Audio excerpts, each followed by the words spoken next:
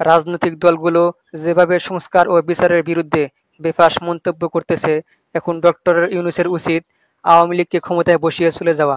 তাহলে সবাই সোজা হয়ে যাবে। গত ১৬ বছর যারা জেলখানার ১৪ শিকের ভিতরে বসে মশামাছি মারছে, তারা এখন বলে আব্বা ডেকে নির্বাচন দিতে হবে। যে বিপ্লবের কারণে তারা ১৪ শিকের ভিতর থেকে বের হতে পারছে, সেই বিপ্লবকে তারা অস্বীকার করে। বিএনপি জামাত নির্বাচিত সরকার হয়ে আসলে তাদের স্বার্থের জন্য সংস্কার ও গণহত্যার বিচার করবে না। বিএনপির ফজলুর রহমান তো অলরেডি বলেই দিয়েছেন, আমরা ডক্টর ইউনূসের সংস্কার মানি না। আমরা ক্ষমতায় গেলে ডক্টর ইউনূসের সংস্কার পরিবর্তন করব। জুলাই আন্দোলনের সময় ফখরুল ইসলাম আলমগীর নিজেই বলেছেন, এই আন্দোলনের সাথে বিএনপি জড়িত নয়। বিএনপি জুলাই বিপ্লবের সাথে বিশ্বাসঘাতকতা করলেও জুলাই বিপ্লব কিন্তু তাদেরকে ঠিকই জেল থেকে বের করেছে, মৃত্যুদণ্ড থেকে মুক্তি দিয়েছে। জুলাই বিপ্লব কেবল একটি ঐতিহাসিক ঘটনা নয়, এটি সংগ্রামী মানুষের অদম্য চেতনার স্বাক্ষর। যারা অন্যায়ের বিরুদ্ধে রুখে দাঁড়িয়েছিল, তাদের রক্তেই লেখা হয়েছিল নতুন ইতিহাসের সূচনা। এই বিপ্লবকে অস্বীকার করার অর্থ হলো সেই সব তরুণের আত্মত্যাগের সাথে বিশ্বাসঘাতকতা, যারা স্বপ্ন দেখেছিল একটি ন্যায়ভিত্তিক গণতান্ত্রিক সমাজের। ইতিহাস সাক্ষ্য দেয়, জনগণের হৃদয় থেকে জেগে ওঠা কোনো আন্দোলন কখনোই ব্যর্থ হয় না। আজকের এই অন্যায় ও প্রতারণা ভবিষ্যতে আরও তীব্র, আরও সংগঠিত জুলাইয়ের জন্ম দিতে পারে। একসময় ছাত্রলীগ, যুবলীগ ও আওয়ামী লীগ রাষ্ট্র ক্ষমতার শীর্ষে ছিল, কিন্তু ক্ষমতার মদমত্তায় তারা ভুলে গিয়েছিল জনগণের অস্তিত্ব। ভিন্নমত দমন, রাজনৈতিক প্রতিপক্ষকে শত্রু ভাবা, এসবই তাদের চরিত্র হয়ে উঠেছিল। কিন্তু আজ ইতিহাস তাদের কোথায় রেখেছে? বাংলাদেশের মানুষ একটি মহান শিক্ষা পেয়েছে, কোনো শক্তিই জনগণের শক্তির কাছে টিকতে পারে না যদি তা জনগণের পাশে না দাঁড়ায়।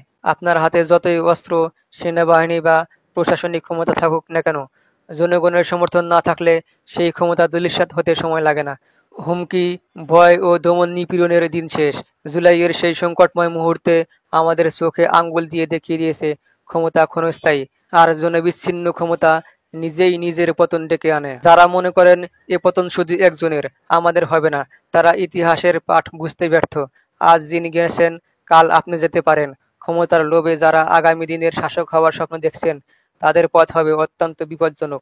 একটু ভুলেই চিরতরে হারিয়ে যাওয়ার ঝুঁকি। নতুন প্রজন্মের রাজনৈতিক অংশগ্রহণ আশাব্যঞ্জক, কিন্তু তাদের কিছু অদূরদর্শী সিদ্ধান্ত ও আচরণ ভবিষ্যতের জন্য ঝুঁকি তৈরি করতে পারে। সরাসরি নির্বাচনে অংশগ্রহণ সাহসী সিদ্ধান্ত ছিল, কিন্তু এর পরিণতি কি হবে তা এখনো অনিশ্চিত। দলের অভ্যন্তরে অভিজ্ঞ নেতৃত্বের অভাব প্রকট। রাজনীতি শুধু আবেগ দিয়ে চলে না, দরকার কৌশল, দূরদর্শিতা ও নীতিনিষ্ঠা। সময়ের সাথে তাল মিলে চলতে না পারলে পরিবর্তনের আশা বৃথা হয়ে যেতে পারে। এখন আর নেতাদের বক্তব্য শুধু অনুপ্রাণিত করে না, বরং তা বিনোদনের বিষয় হয়ে ওঠে। টিকটক, রিলস, ইউটিউবে নেতাদের অসতর্ক মন্তব্য ভাইরাল হয়, যা তাদের ভাবমূর্তি ক্ষুণ্ণ করে।